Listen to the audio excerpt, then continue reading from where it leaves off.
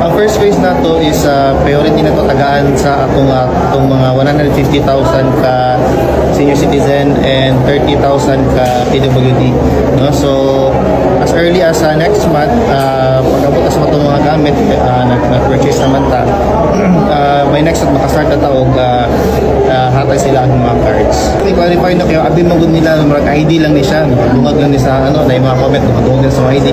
So ang unified access to all government agencies, meaning for example mato kasi sa agency, i-present lang nimo to siyang ID nimo, no need na ka mato na po sa laing agency para makuha na po another requirement atong gina-require sa isang agency. So isa lang ka agency, magawas na dahil tanan imong requirement. Sa purpose is kato lang imong ID present, no need na ka magdala-dalog mga requirements, especially for business permit renewal kung sa ba, pwede ID na lang imong ipakita, pwede na siya gamito for no need na ka mato sa mga laing agency. Yes, dati QR, dati yung security features added, dati QR code, dapat tayo chip na gibutang sa sulod, and ano mo ko siyang ID po na to for future project kung pwede po niya siya magamit sa itong high priority bus system. Pwede na rin loadan, swipe lang dito, Singapore ba? Swipe lang nila dito, bayad na siya.